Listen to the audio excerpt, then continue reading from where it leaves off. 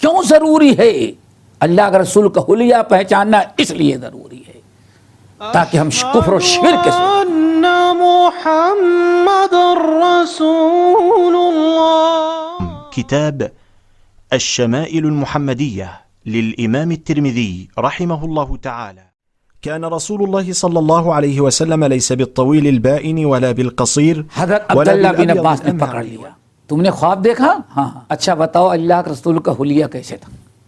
یہ ہم پکڑیں گے شمائل کو پڑھنے کے بعد ہر دجال کو پکڑیں ولا گے. بالجعد القطط ولا بالسبط بعثه الله. بسم الله الرحمن الرحيم. إن الحمد لله نحمده ونستعينه ونستغفره ونعوذ بالله من شرور أنفسنا ومن سيئات أعمالنا. من يهده الله فلا مضل له ومن يضلله فلا هادي له وأشهد أن لا إله إلا الله وأشهد أن محمدا عبده ورسوله. يا أيها الذين آمنوا اتقوا الله حق تقاته ولا تموتن إلا وأنتم مسلمون.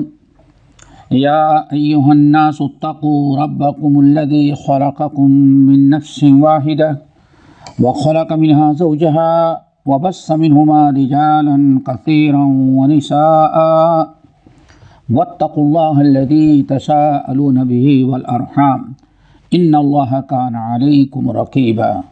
يا أيها الذين آمنوا اتقوا الله وقولوا قولا سديدا يصلح لكم أعمالكم ويغفر لكم ذنوبكم ومن يطع الله ورسوله فقد فاز فوزا عظيما.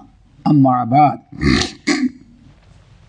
فإن خير الحديث كتاب الله وخير الهدي هدي محمد صلى الله عليه وسلم وشر الأمور محدثاتها وكل محدثة بدعة وكل بدعة ضلالة وكل ضلالة في النار. جو ہے باب نمبر 35 الحمدللہ اور حدیث نمبر 226 26 ہوگا نا. یہ الحمدللہ آج سے شروع ہو رہی ہے. امام ترمذی رحمۃ اللہ علیہ کہتے ہیں اب یہاں اس باب میں یہ باب جو ہے باب ما جاء فی ضحک نبی صلی اللہ علیہ وسلم کے ہنسنے کا. فلیضحکوا ولا تکثر الضحک فإن کثرۃ الضحک تمیت القلب. ہم لوگوں کو خیال کرنا چاہیے نبی علیہ السلام اسلام میں بہت زیادہ ہنسنا پسند نہیں ہے. ایک موقع پر ہم لوگوں نے سب بھلا دیا. یہ نصیحتیں سب نسیہ منسیہ ہو گئی. واقعی آج سب سے بڑا المیہ ہے اس امت میں. تربیت کا کوئی پہلو آج نہیں رہ گیا. آج نہ سیکھنے والوں میں تربیت کی فکر ہوتی ہے اور نہ سکھانے والوں میں. آج استاد صرف اپنی ذمہ داری سمجھتا ہے جو سبجیکٹ ہمیں دیا گیا ہے اس موضوع پر گفتگو کر لینا بس. اس کے بعد اس کو کوئی سروکار نہیں. ٹیچر کا بھی یہی معاملہ ہے. آج میں سمجھتا ہوں شاید کہ تجربہ کیا ہوگا. میں سمجھتا ہوں کم سے کم 99% سے زیادہ آج ہمارے ہاں جو وعظ و نصیحت کی جاتی ہے وعظ و نصیحت کرنے والا اپنا ایک ٹاپک اختیار کرتا ہے اور مجمع میں آ کر کے دھواں دھار یا گا کر کے یعنی کسی بھی جو انداز اس کا ہے بیان کر کے چلا جاتا ہے. نہ اپنے کو کچھ اس سے حاصل ہوتا ہے اور نہ سننے والے. میں نے جو اندازہ لگایا یعنی اصلاح کا تزکیے کا کوئی پہلو آج نہیں ہوتا. نبی علیہ السلام دیکھیں واقعی آج ہنسنے کی مجلسیں ہمارے یہاں مقرر ہوتی ہیں. ہنسنے کی محفلیں ہاں سو جو اور اسلام میں ہمارے نبی کیا تربیت کرتے؟ اللہ اکبر. ہم نے تو بہت مرتبہ حدیث بیان کی، آیت آپ لوگوں نے بھی سنا ہوگا، بہت لوگوں کو تو یاد ہو گئی. ترمذی وغیرہ کی حدیث کہ جب نبی علیہ السلام مجلس میں بیٹھے تھے، ابو ہریرہ بھی تھے بڑے مجمع میں، تو نبی علیہ السلام نے ارشاد فرمایا، میرے پاس چند کلمات ہیں، تم میں کون سا شخص ہمت والا ہے؟ من یاخذ عنی ہؤلاء الکلمات، حضرت ابو ہریرہ راوی ہیں، من یاخذ عنی ہؤلاء الکلمات، تم اتنے لوگ بیٹھے ہو، تم میں کون ایسا ہے جو ہم سے چند باتیں، چند کلمات سے مراد چند باتیں ہم سے سیکھ لے، لیکن فیعلم بہن فیعمل بہن اور یعلم من یعمل بہن. شرط ہے کہ بڑے کام کے کلمات ہیں، اس لیے شرط ہے کہ ہم سے سیکھے، عمل کریں اور غیروں کو پہنچا دے تاکہ غیر بھی عمل کریں. لیکن یہ نہیں بتائی کہ وہ کیا باتیں ہیں. بہت لوگ تھے، ہر آدمی یہی سوچتا تھا کہ پتہ نہیں وہ شرطیں ہم پوری کر سکیں. اللہ تعالیٰ نے پہلے ہی بیان کر دیا، سب بتا دیا، وہ سیکھے جو اس پر عمل کریں. پتہ نہیں ہمارے طاقت میں عمل کی ہے، ان باتوں پر عمل کرنے کی ہمارے اندر طاقت ہے یا نہیں ہے. خاموش. ابو ہریرہ رضی اللہ تعالیٰ اٹھے، انا یا رسول اللہ، یا رسول اللہ میں وہ کلمات سیکھوں. آپ نے فرمایا آگے آؤ. بڑی تاریخی حدیث ہے، بہت عبرت و نصیحت کی چیز ہے. آگے آؤ. جب آگے آئے اور آگے آؤ، اللہ رسول نے اور آگے بلایا، وَأَخَذَ يَدِي بِيَدِهِ، آپ نے اپنے دست مبارک سے میرا ہاتھ پکڑ لیا. وَعَدَّ خَمْسًا، پھر آپ نے 5 باتیں ہم کو گنائی. وہ چند باتوں سے مراد کتنی باتیں تھیں؟ 5. وَعَدَّ خَمْسًا، پھر آپ نے 5 باتیں ہمیں یاد کرائی. نمبر 1، یا ابا ہریرہ اتق اللہ تکن اعبد الناس. اتق اللہ تکن اعبد الناس واحب للناس ما تحب لنفسك تکن مسلما واحسن الى جارك تکن مؤمنا.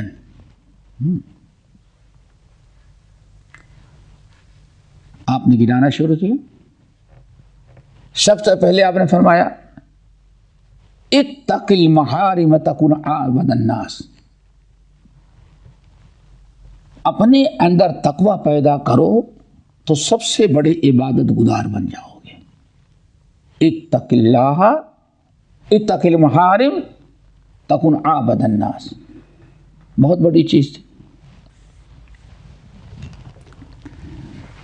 پھر آپ نے فرمایا ورض بما قسم اللہ لک تکن اغنی الناس، اللہ تعالیٰ تمہارے نصیب میں جو لکھ دیا ہے، جو اللہ نے تمہیں مال اولاد زندگی جو تمہیں اللہ نے تقسیم جو تمہارے نصیب میں لکھ دیا ہے، اسی پر خوش رہو تو سب سے بڑے مالدار بن جاؤ گے.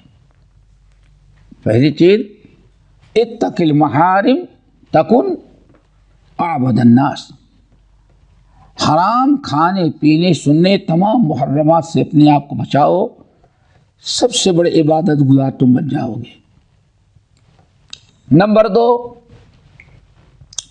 ورض بما قسم اللہ لک تکن اغنی الناس، اللہ تعالیٰ نے جو تمہارے نصیب میں لکھا ہے اسی پر خوش رہو، راضی رہو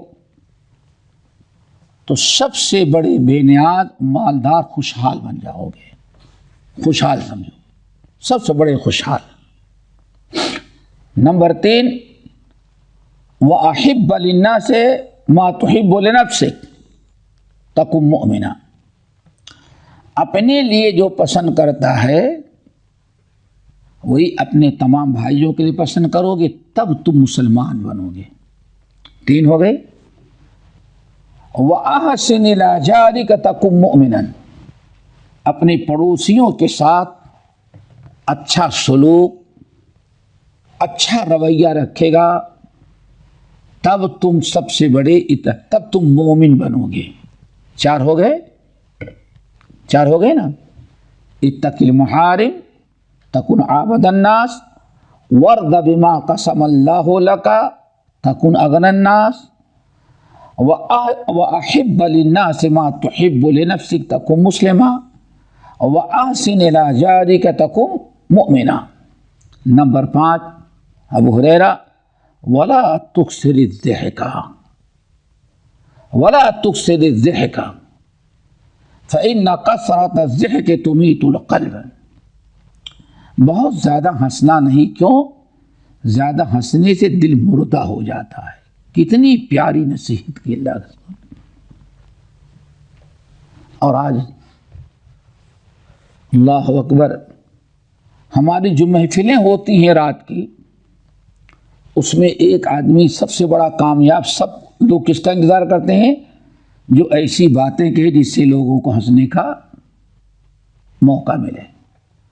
اور اگر ایسا آدمی نہ آئے تو کہتے مجلس سنی رہ گئی۔ لا تکثر الضحک فإن کثرة الضحک تمیت القلب، زیادہ ہنسنا نہیں، کیونکہ زیادہ ہنسنا اس کا نتیجہ کیا؟ دل انسان کا مردہ ہو جاتا ہے، مرجھا جاتا ہے، کام نہیں کرتا۔ یہ بہت بڑا عذاب ہے انسان پر۔ تو ہمارے نبی صلی اللہ علیہ وسلم کیسے ہنستے تھے، اس باب کو قائم کر کے امام ترمذی رحمۃ اللہ علیہ بتانا چاہتے ہیں کہ نبی علیہ السلام کا ضحک یعنی ہنسنا، مسکرانا کیسا تھا۔ مسکرانا تو دیکھ لیے، ابھی بات آ گئی، پھر آئے گی بار بار۔ اب ہنسنا کیسے آپ کا ہوتا تھا وہ دیکھنا ہے، اور اس میں مختلف چیزیں آئیں گی۔ سب سے پہلی حدیث ہے احمد ابن منی قال حدثنا عباد بن العوام قال اخبرنا الحجاج بن ارطاہ عن سماک بن حرب عن جابر بن سمرہ۔ امام ترمذی رحمۃ اللہ علیہ پوری سند نقل کرنے کے بعد جس صحابی سے حدیث نقل کریں وہ جابر بن سمرہ ہیں۔ جابر بن سمرہ رضی اللہ تعالی عنہ یہ بڑے مشہور صحابی ہیں، اور جو قصہ برابر سنتے آئے ہیں وہ یہی ہیں۔ سنتے آئے ہوں گے کہ جنگ میں نبی علیہ السلام بھرتی کر رہے تھے، بھیج رہے تھے، تو یہ آئے تو چھوٹے تھے، اللہ کے رسول نے لوٹا دی، عمر تھوڑی سی کم تھی، بابا جب تم جانے کے لائق نہیں ہو، لوٹا دیا۔ اور بڑے شوق سے آئے تھے، لڑائیں گے کافروں سے۔ پھر ایک لڑکے کا داخلہ اللہ کے رسول نے بھرتی کیا فوج میں، وہ ذرا سا قد اس کا بڑا عمر زیادہ تھی، ان کی عمر بھی کم تھی، قد بھی چھوٹا تھا۔ ان کو بڑا غصہ آیا، اللہ رسول اس کو آپ نے پوچھو تو نہیں، تو چھوٹا ہے، میں اس سے زیادہ چھوٹا ہوں لیکن اس کو پٹک دیتا ہوں بھی، کیسے؟ اس سے زیادہ طاقت میرے پاس ہے، میں اسے پچھاڑ دوں گا، تو آپ اس کو ہم کچھ نہیں دیں۔ تو لوگوں نے اللہ رسول کچھ سکھ رہا ہے، تو واقعی انہوں اٹھا کے دے مارا اس کو۔ تو اللہ رسول نے کہا اچھا تو بھی جا۔ یہ شوق تھا، بچوں کا شوق۔ ہاں اللہ اکبر، یہ نبی صلی اللہ علیہ وسلم کی تربیت، آپ کی صحبت اور ماحول کا ہوتا ہے۔ جو ماحول دنیا میں ہوگا بچوں کو اسی چیز کی رغبت ہوگی. سمجھے؟ آج ہم دیکھتے ہیں ایک اسلامی ملک، مسلم ملک، اسلام کے نام پر بنا، وہاں کچھ کھلاڑی، کرکٹ کھلاڑی بڑے چمپئن نکلے، چلو اچھا ہے، ان کے ملک کی عزت ہے. تو وہاں پیدا ہوتے ہی سب سے پہلے مسلمان بچہ کیا کرتا ہے؟ کرکٹ. اب یہاں بھی چلے جائیں امارات میں، شاید دنیا کے کسی ملک کے لوگ اتنا نہیں کھیلتے جتنا وہ روزہ رکھ کر کے بھی 1 بجے چھٹی ہوتی ہے تو 4 سے لے کر کے افطار تک بھوک کی حالت میں بھی کرکٹ کھیلتے ہیں وہ. اور شاید اب تو منع ہو گیا ہوگا، ورنہ یہاں کا عالم یہ تھا، یہ جو برج بنے ہوئے ہیں، برج کو ایسے ٹرن کرنے کے لیے بیچ میں گراؤنڈ بنا رہتا ہے، چاروں طرف سے گاڑیاں جا رہی ہیں، اس کے اندر بھی رات کو رمضان کے مہینے میں 2 بجے گزرو جب بھی کرکٹ کھیلتے رہتے، تو وہ ایک ماحول بن گیا. تو جس چیز کا کچھ زیادہ رواج ہوتا ہے تو پورے ملک کے لوگ اسی میں کیا ہو جاتے ہیں، وہ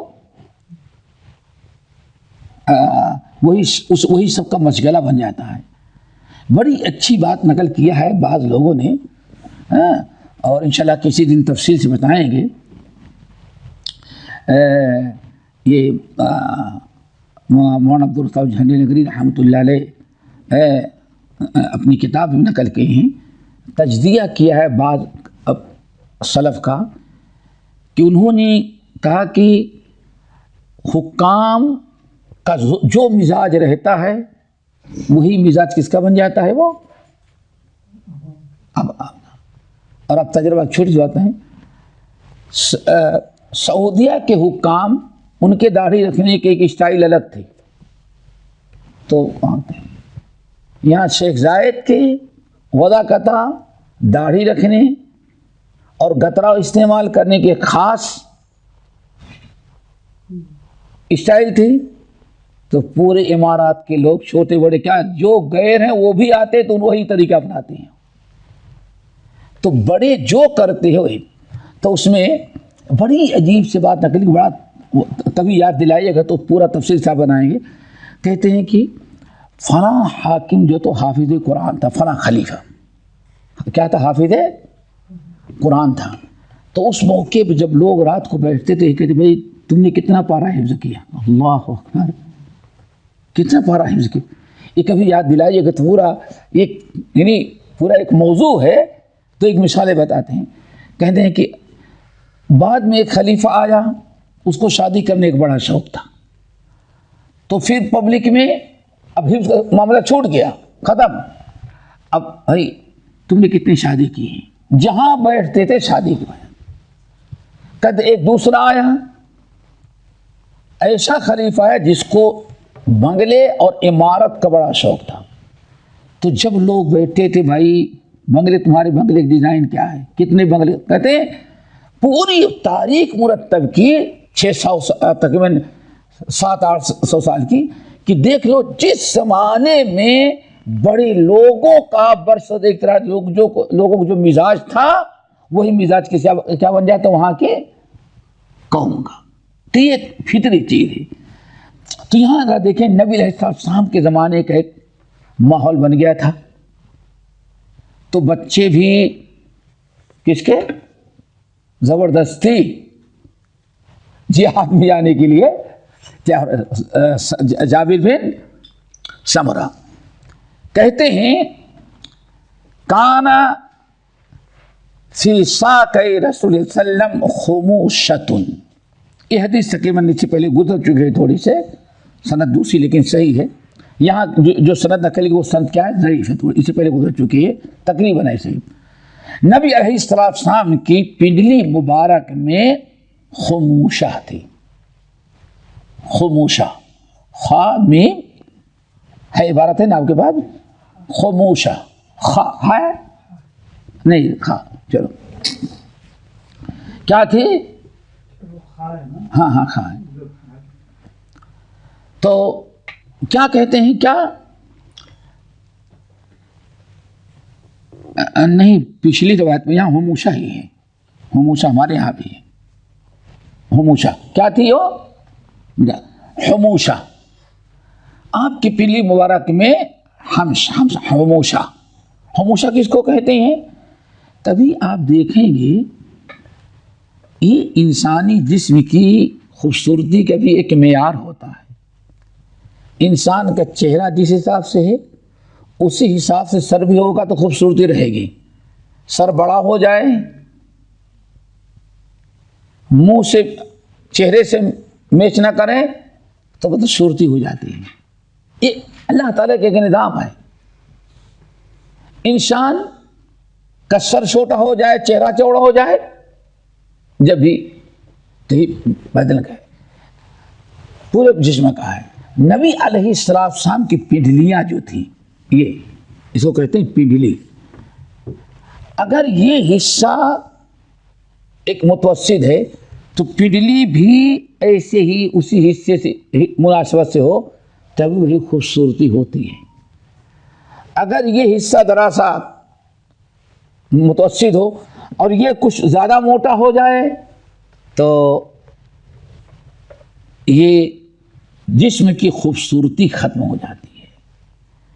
نبی علیہ السلام کی جیسے ران مبارک تھی جسم، اسی حساب سے آپ کی پنڈلیاں بھی متوسط درجے کے گوشت سے بھری ہوئی تھی، اس کو کیا کہتے ہیں؟ ہموشا۔ ہوگی بات؟ وَكَانَ لَا يَضْحَكُ إِلَّا تَبَسُّمًا، نبی علیہ السلام کھلکھلا کر کے کہا مار کر نہیں ہنسا کرتے تھے، بلکہ آپ کی ساری ہنسی جو تھی تبسم تھی۔ یعنی کیا؟ تبسم وانا گزر چکا ہے، یعنی مسکراہٹ تھی، کہے لگا کر کے آپ عام طور پر نہیں ہنستے تھے۔ یہ چیز ہو گئی۔ اب آگے ذرا سا، فَكُنْتُ إِذَا نَظَرْتُ إِلَيْهِ قُلْتُ أَكْحَلُ الْعَيْنَيْنِ وَلَيْسَ بِأَكْحُلٍ۔ اللہ اکبر۔ نبی علیہ السلام کی آنکھوں کا یہ منظر تھا، کہتے ہیں جب میں آپ کے چہرے مبارک کی طرف دیکھتا تو معلوم پڑتا کہ آپ سرما لگائے ہوئے ہیں، سرما لگائے ہوئے ہیں۔ دیکھیں ایک تو یہ ہے، اس کو کیا کہتے ہیں؟ بھویں، اور یہ کیا؟ براؤن، بھون کیا کہتے ہیں؟ پلک، اور اسی کو بعد براؤن کہتے ہیں۔ یہ ایک ہے، اور یہ کیا ہے؟ سرما جب انسان لگاتا ہے تو یہاں نہیں لگاتا، اس میں لگاتا ہے پلک میاں، تو معلوم پڑتا کہ آپ نے بڑا اچھا سرما استعمال کیا ہے۔ جب آپ کے چہرے مبارک کو دیکھتا، آنکھیں نظر آتی آپ کی، تو معلوم پڑتا کہ آپ کیا لگائے ہیں؟ کوئی اچھے قسم کا یعنی سرما لگائے ہیں۔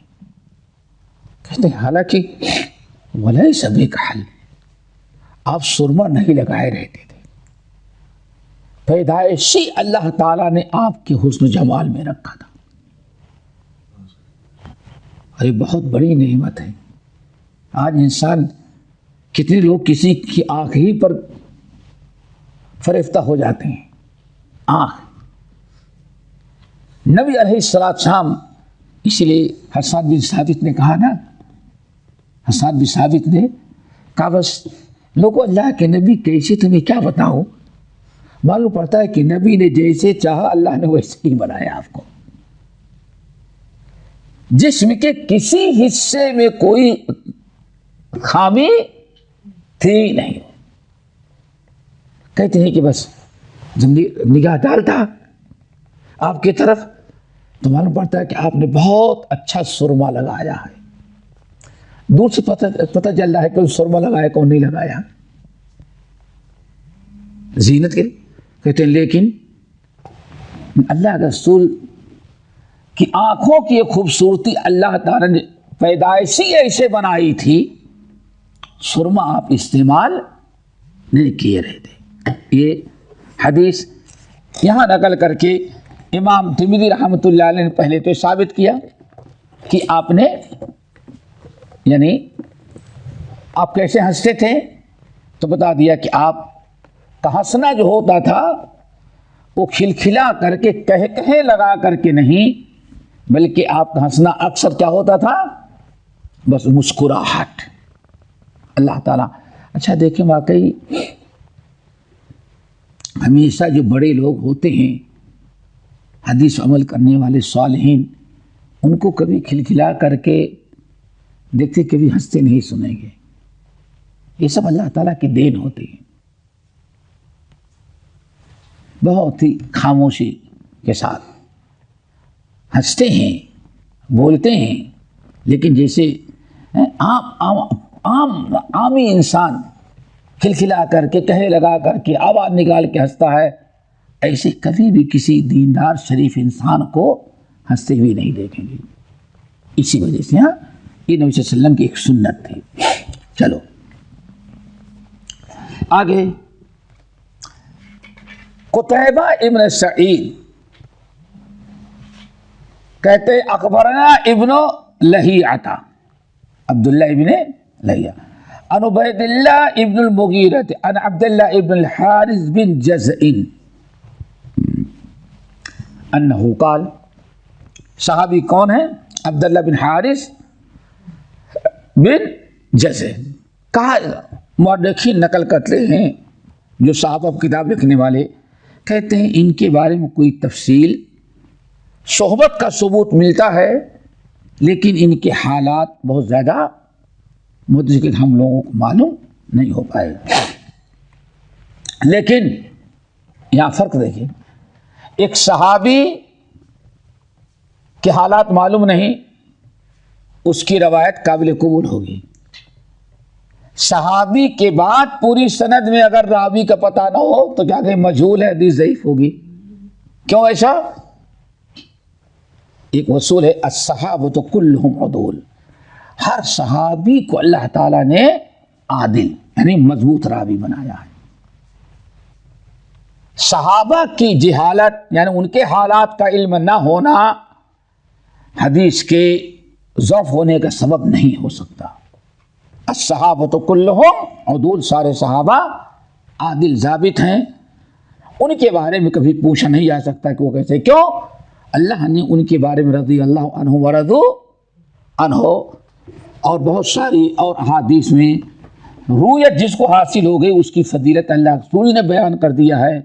تو اس کے حالات معلوم نہیں ہیں تو حدیث پر کوئی فرق نہیں آتا. کون؟ عبداللہ ابن الحارث بن جز کہتے ہیں ما رأیت احدا اکثر تبسما من رسول اللہ صلی اللہ علیہ وسلم. اللہ اکبر.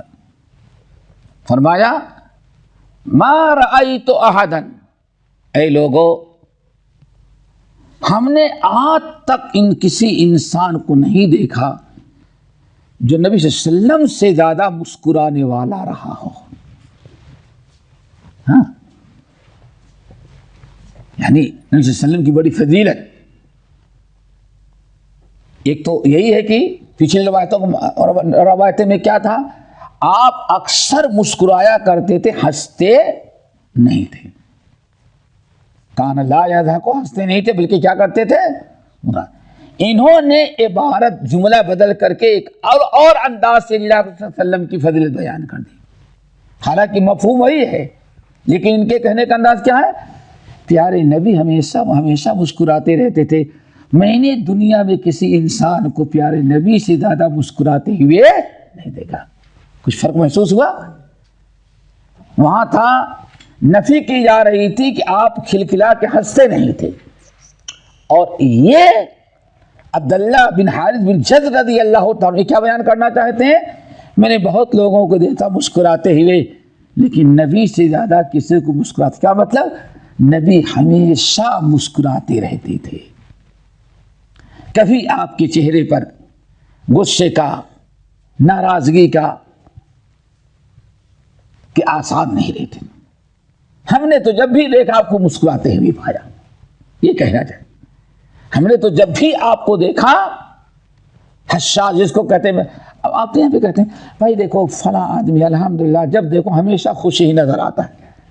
گاؤں کے اندر معاشرے میں سے کچھ لوگ ہوتے ہیں اور الحمدللہ سبھی ان کی تعریف کرتے ہیں. بھائی آدمی کیسا بھی ہو لیکن ہمیشہ خوش نظر آتا ہے, ہمیشہ ہنستا مسکراتا. یہ بڑی تعریف ہے صحابی کہ ہم نے نبی سے زیادہ کسی انسان کو مسکراتے ہوئے نہیں دیکھا. اللہ اکبر. اس کے بعد والی حدیث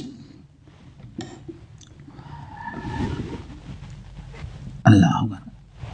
اچھا اس کے بعد والی قال حدثنا احمد بن خالد الخلال قال حدثنا يحيى بن اسحاق الصليحاني قال حدثنا ليث بن سعد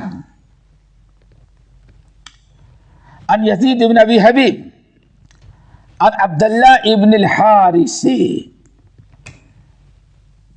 كان ضحك رسول صلی اللہ علیہ وسلم ما كان ضحك رسول صلی اللہ علیہ وسلم الا تبسما. ایک تقریباً دیکھیں گے تو سند بدل گئی ہے لیکن حدیث وہی ہے, متن جو اور صحابی بھی وہی ہیں. صحابی وہی صحابی دیکھیں وہی ہے عبداللہ ابن الحارث, بس یہاں جز ان کی جو ہے دادا کا نام نہیں لے وہی ہے. کہتے ہیں ما کانا ضحک نبی علیہ السلام کا ہنسنا کھلکھلا کر کے کہے مار کر کے نہیں ہوتا تھا, بلکہ آپ ہنستے تو کیسے مسکراتے. مسکراہٹ خوشی کا اظہار آپ مسکراہٹ سے کرتے تھے. دیکھیں صحابہ نے محفوظ رکھا, محدثین نے اس کو جمع کیا. مقصد صرف نالج نہیں ہے بلکہ ہے کہ لقد کان لکم فی رسول اللہ اسوۃ حسنہ. ہمارے اندر یہ شرافت کی, اچھے اخلاق کی, آدمی کے شریف ہونے کی جو علامتیں ہیں ان تمام چیزوں کو ہم اپنے اندر پیدا کرنے کی کوشش کی جائے, اور یہی اسلام کی بڑی خوبی ہے. چلیں الخلال خلال یہ امام ترمذی رحمۃ اللہ کے مشائخ میں سے ہیں بغداد کے, لیکن محدثین کے ہاں ثقہ ہیں. ان کی بہت زیادہ حالات ان روات میں سے ہیں جس کو بہت زیادہ حالات ملے نہیں ہیں. چلو اگلی حدیث قال حدثنا ابو عمار الحسین ابن حریث قال حدثنا وكيع بن الجراح قال حدثنا الأعمش عن المعرور بن سويد.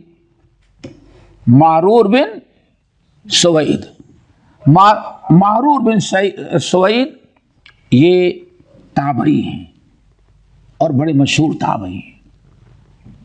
ان کی وفات کہتے ہیں تقریباً 120 میں ہوئی ہے. تو بڑے صحابی کرام سے ان کی ملاقات ہے. عمر بن الخطاب سے, ابو ذر سے, عبداللہ بن مسعود سے, ان تمام لوگوں سے انہوں نے علم حاصل کیے ہیں. کہیں گے بڑے تابعی میں سے 120 ہجری. ان ابی ذر ابو ذر غفاری رضی اللہ تعالیٰ عنہ مشہور صحابی ہیں, ہاں, جن کے متعلق ایسا اللہ رسول فرماتے تھے اللہ تعالیٰ نے ہمارے بھائی عیسیٰ کا زہد کس کو دے دیا ہے؟ ابو ذر غفاری کو. نا ربضہ میں رہتے تھے, وہیں انتقال ہوا اکیلے. بڑی دردناک اللہ رسول پیشین گوئی کی تھی. انشاءاللہ کسی موقع پر تفصیل, کیونکہ بہت ٹائم چاہیے, لیکن تاریخ اسلام کا اور حدیث کا ایک بہترین واقعہ جس کا خلاصہ یہ ہے کہ مدینے سے باہر ربصہ ایک جگہ تھی, وہیں رہتے تھے یہ اکیلے, وہاں گاؤں وغیرہ وہاں رہتے تھے. انتقال جب ہونے لگا تو ان کی بیوی بہت پریشان تھی بوڑھی کہ ایک ایسی جگہ انتقال کر رہے ہیں کہ ان کو چھوڑ کر کے میں کسی کو بلانے کی بھی نہیں جا سکتی، میرے علاوہ کوئی ہے نہیں، اور نہ تو یہاں ہم کفنا سکتے ہیں، نہ غسل دے سکتے ہیں، نہ قبر کی کھدائی کر سکتے ہیں، نہ کفن کے انتظام کر سکتے ہیں۔ بہت پریشان بیٹھی رو رہی تھی۔ تینوں نے دیکھ لی ابو ذر غفاری نے، کیوں رو رہی ہو؟ تو بیوی نے کہا کہ حضرت آپ اس حالت میں انتقال کر جائے گا تو ہم کیا کریں گے؟ نہ میں آپ کو نہلا سکتی ہوں، نہ قبر کھود سکتی ہوں، نہ آپ کو اٹھا کر کے لے کے جا سکتی ہوں، نہ جہاں کفن کا انتظام ہے، کیسے کیا کروں گی میں؟ تو نے کہا کہ نہیں دیکھو گھبراؤ نہیں، اللہ تعالیٰ بھیجے گا کوئی نہ کوئی، انتظار کرو۔ کہا کیسے؟ اللہ اکبر، یقین ان لوگوں نے جو دنیا کے اندر کمال حاصل کیا، اللہ اس کے رسول جو بتایا 100% وہ یقین کر لیتے تھے۔ ہم لوگ یقین تو کرتے ہیں لیکن اپنے تجربے سے اس کو کون نہیں جانتا کہ اللہ نے قرآن فرمایا کہ سود حرام ہے اور سود سے مال گھٹتا ہے بڑھتا نہیں، کون یقین کرے گا؟ قرآن پڑھتا ہاں نہیں ہمیں تو یقین ہے لیکن چھوڑے گا نہیں۔ تو انہوں نے کہا دیکھو میں ایک مجلس میں بیٹھا ہوا تھا، یہ پورا واقعہ امام احمد بن حنبل نے مسند میں نقل کیا ہے۔ کہتے ہیں کہ دیکھو تم پریشان نہ ہو، اللہ انتظام کرے گا۔ اس کی وجہ یہ ہے کہ جس جگہ ایک دن ہم لوگ نبی علیہ السلام کی محفل میں بیٹھے ہوئے تھے کئی ساتھی، تو اس وقت اللہ کے رسول نے فرمایا کہ میرا ایک صحابی مجلس تم لوگوں میں سے میرا ایک ساتھی ایسی جگہ انتقال کرے گا جہاں کوئی دفنانے والا نہیں ہوگا، کوئی کفنانے والا نہیں ہوگا، بالکل اکیلا، لیکن عین موقع پر اللہ دیندار مسلمانوں کا ایک گروہ بھیجے گا جو ہمارے اس صحابی کی تدفین کریں گے۔ تو اللہ کے رسول نے پیشین گوئی کہ ضرور آئے گا، تو ہم کو چھوڑو، باہر جا کر کے راستے میں کھڑے ہو۔ اب ایک عورت شوہر کو کیسے چھوڑ کر کے جاتی، جا کر کے دیکھتے ہیں ادھر کوئی نہیں نظر آ رہا ہے تو سوچتے کہ شوہر کیا کہ جان نہ نکلے گا، پھر پلٹ کر شوہر کے پاس آ جاتے، پھر جاتے ہی دیکھتے ہیں، کہتے ہیں بالکل آخری وقت میں دور سے کچھ لوگ آتے ہوئے نظر آئے، تو انہوں نے دیکھا کہ ایک بوڑھی بیٹھی راستے میں، پوچھا بوڑھی کون تم ہو؟ کہا میں ابو ذر کی بیوی ہوں۔ کہا کیا ہوا؟ کہا کہ اللہ کا رسول کے صحابی ابو ذر کا انتقال ہونے والا ہے، بالکل آخری ہے، تو انہوں نے کہا تھا کوئی دفنانے والا پہنچ جائے گا اور آپ ہی لوگ آئے ہیں۔ تو صحابی کرام تھے، فوراً پہنچ گئے، تو ابھی روح قبض نہیں ہوئی تھی، لیکن آخری مرحلے میں سلام کیے۔ جب سب لوگ داخل ہو گئے تو ابو ذر غفاری رضی اللہ عنہ بستر پر، روح قبض ہونے کے پہلے کہتے ہیں کہ آپ کہاں کام کرتے تھے؟ کہا کہ فلاں جگہ۔ کہا کوئی جاسوسی کام تو نہیں کرتا تھا حکومت کا؟ کوئی کہیں کہ چھوٹتا تو نہیں تھا؟ کوئی پولیس تو نہیں تھا؟ اللہ اکبر، بیوی پریشان کی کیوں پوچھ رہی؟ اور وہ جماعت آئی تو بھائی کیا آپ کو کرنا ہے؟ تو اس میں ایک صحابی نے کہا کہ میں ہوں، آج تک میں نے کوئی کام نہیں کیا۔ تو کہا کہ ٹھیک ہے تم ہماری جنازہ پڑھانا۔ اللہ اکبر، کوئی ایسا انسان جنازہ نہ پڑھائے جس سے کوئی ظلم دنیا کے اندر ہوا، آپ پڑھانا۔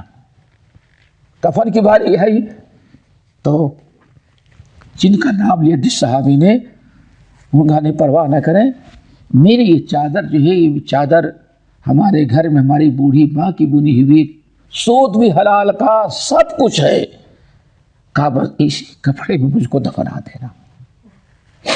روح قبض ہوئی اور وہیں بوڑھی کے سامنے وہ بھی اللہ کا شکر ادا کر سے موقع پہنچ گئے، نہلایا، دفنایا، قبر کھودی اور ان کی وصیت کے مطابق وہاں دفنایا گیا۔ احمد بن حنبل رحمۃ اللہ علیہ نے بڑی تفصیل کے ساتھ روایت نقل کی ہے، اور ہم سب کے لیے کہ نبی علیہ السلام جیسے فرماتے تھے صحابہ کرام اس پر یقین کر لیتے تھے۔ تو یہی ابو ذر غفاری رضی اللہ تعالیٰ عنہ کہتے ہیں انی لعالم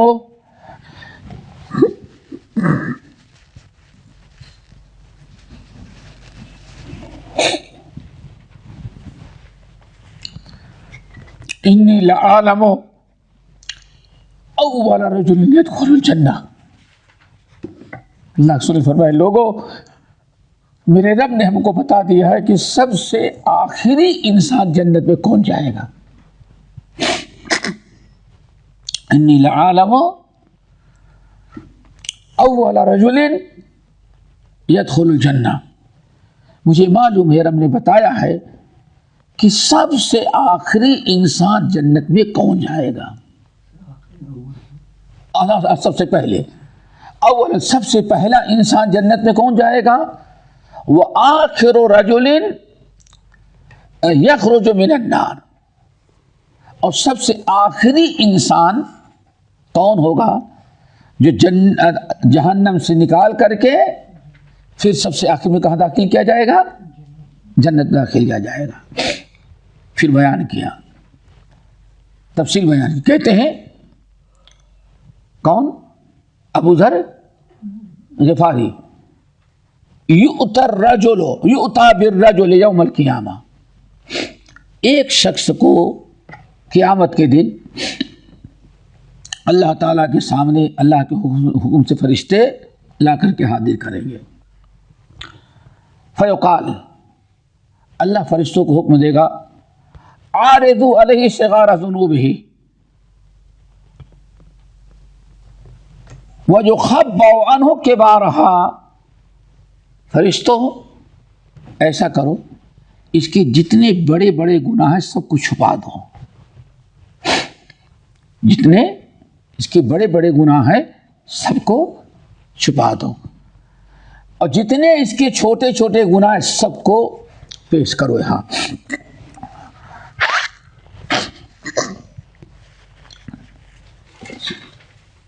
اس کے جتنے بڑے بڑے گناہ ہیں سب کو سائٹ پر رکھ دو، اس کو دکھاؤ نہیں، چونکہ بندے کو تو نہیں معلوم ہے نا فرشتوں نے کیا کیا نوٹ کر رکھا ہے،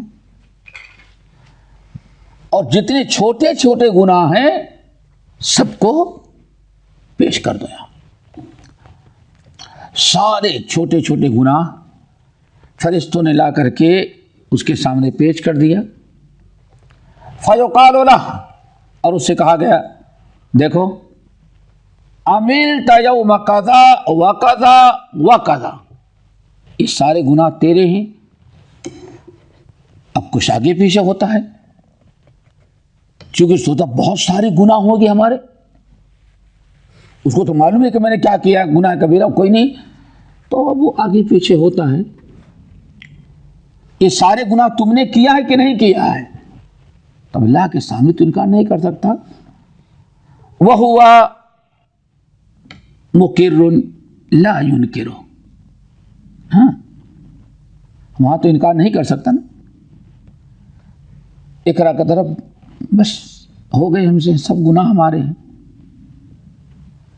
اور وہ دیکھ رہا ہے کہ زندگی کے سارے بڑے بڑے اکثر گناہ جو ہیں وہاں نام اعمال میں نہیں ہے، صرف کیا ہے وہ چھوٹے گناہ۔ یہ سارے گناہ تو نے کیا ہے، بندہ ایک طرف تو خوش ہوتا ہے کہ ہاں چلو اچھا ہوا وہ بڑے گناہ نہیں ہیں، اب چھوٹے گناہ جو ہیں لیکن اتنے زیادہ ہیں کہ اللہ تعالیٰ پکڑے گا تو اس پر بھی ہمیں جہنم میں ڈال دے گا۔ تو اس لیے آگے پیچھے ہوتا تو کیا کہا گیا، تو انکار نہیں کر سکتا۔ عملت یوم قضا وقضا، یہ گناہ تو نے فلاں دن فلاں جگہ پر فلاں ٹائم کیا ہے، یومئذ تحدث ابھی سب کھول دیا نہیں، ہو گیا ہے، ڈرا ہے، ڈر بھی رہا ہے اور اقرار تو کر لیتا ہے۔ جب بہت زیادہ ڈرا تو اللہ نے فرمایا دیکھو بندہ بہت زیادہ ڈر گیا، ایسا کرو آتو ہو مکان کل سیئۃ عملھا حسنہ، یہ جتنی برائیاں کی ہیں ہر برائی کے بدلے ایک نیکی دے دو، اس کو کیا دے دو؟ نیکی دے دو۔ بھائی اتنی دیر تک حساب کتاب بڑا پریشان ہوا بیچارہ، چل ایسا کر، ڈر نہیں، اتنا خوف زدہ نہ ہو، فرشتوں کو حکم دیا ایسا کرو، بہت دیر تک پریشان رہا بیچارہ، ایسا کرو، اس کو خوف زدہ ہے، اس سارے گناہ کو ختم کرو، بلکہ ہر گناہ کے بدلے ایک نیکی ڈال دو، ٹھیک ہے نا؟ جب ہر گناہ کے بدلے ایک نیکی ملنے لگی تب کو کہتا ہے الہ العالمین ان لی ذنوبا ما اراها ہونا، ہم نے تو بہت سارے گناہ کیے تھے، ہاتھ کو نظر ہی نہیں آ رہے ہیں، چونکہ سارے بڑے گناہوں کو اللہ نے کیا کیا ہے؟ چھپا دیا ہے۔ اور جب ابھی تو ڈر رہا تھا لیکن اب ہر گناہ کے بدلے اللہ نے نیکیاں دینے شروع کی تو سوچتا ہے کہ اور گناہ ہم نے کیا ہوتا تو اور نیکیاں جاتی، تو کہتا کیا ہے عمل تو اللہ کے تعالیٰ ہم نے تو بہت سارے کیے تھے گناہ، لیکن یہاں تو نظر نہیں، کہاں چلے گئے وہ؟ یعنی جتنے گناہ ہو گئے اتنی زیادہ ہم کو نیکیاں مل جائے گی۔ اللہ اکبر۔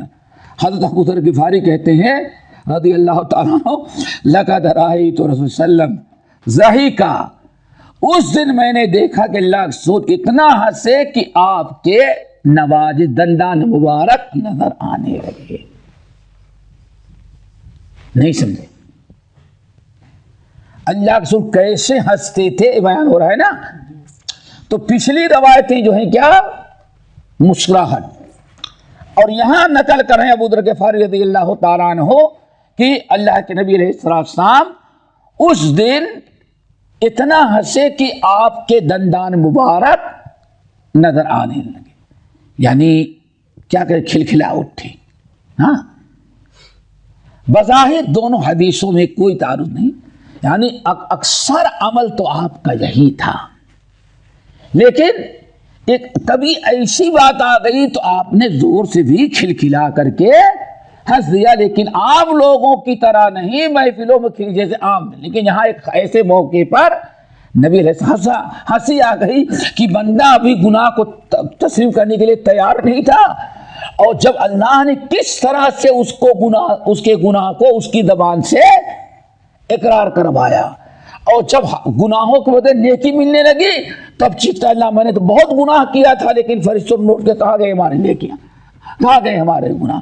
تو کبھی گناہوں کو اللہ تعالیٰ کسی بندے سے گناہوں کے اعتراف کروائے تو ایسے بھی کرواتا تھا۔ کہتے ہیں ابو ذر غفاری رضی اللہ تعالیٰ عنہ اس دن میں نے نبی صلی اللہ علیہ وسلم کو دیکھا کہ کھلکھلا کر کیسے کہ دندان مبارک نواجذ بھی لوگوں ہمیں نظر آنے لگے۔ اس سے میرے خیال سے آج بس کرتے ہیں، اگلی حدیث انشاءاللہ اگلے ہفتے اللہ تعالی ہم سب کو عمل کی توفیق نصیب فرمائے، اور نبی علیہ السلام کے سیرت اور شمائل پر ہم سب کو سیکھنے کے ساتھ سننے کے ساتھ عمل کرنے کی توفیق دیجیے۔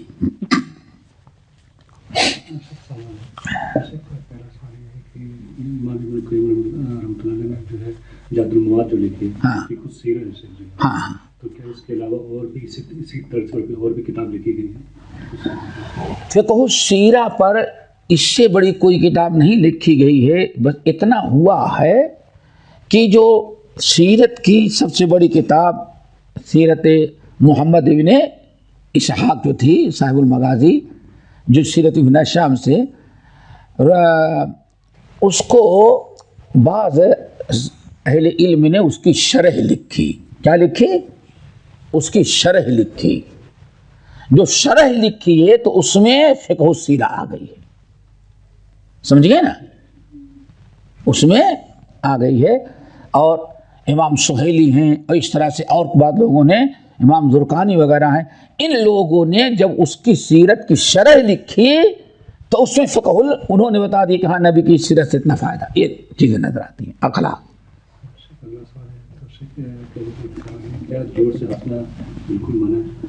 ابھی تو سننے کی کوئی ضرورت پڑ گئی تو جواب تو آ گیا کہ کوئی ایسی آ گئی، ہنسی آ گئی، کوئی تعجب کی بات آ گئی، بیوی بچوں کے ساتھ ہے، کبھی دوست احباب میں، ایک ہے بیٹھ باقاعدہ مشغلہ ہی کرنا، بلکہ زور جہاں بیٹھ کے ہنستے رہتے ہیں لوگ، کچھ لوگوں کو ہی بہت برا لگتا ہے، وہ اخلاق سے گری ہوئی چیز ہے. لیکن بوقت ضرورت کبھی کوئی سی چیز ہنسی زور سے آ گئی تو اب ذرا دیکھو اللہ کے رسول ممبر پر ہیں، خطبہ دے رہے ہیں، اس وقت اس آدمی کے یعنی اللہ سے جو کے ساتھ جو چال بازی کر رہا تھا اس کو دیکھ کر کے اللہ کے رسول کو ہنسی آ گئی. ایسے بہت سارے مواقع جہاں نبی علیہ السلام بلکہ کہتے ہیں کبھی تو ایسے بھی ہوتا کہ طلبہ نظر آنے لگا، سمجھ گیا نا. لیکن یہ اتفاق کی چیز ہوتی ہے، یہ دائمی چیز نہیں. ہمارے چینل کو سبسکرائب کیجیے اور بیل آئیکن کو دبانا نہ بھولیں تاکہ آپ کو نئی ویڈیو برابر ملتی رہیں. لائک اور شیئر کرنا نہ بھولیے.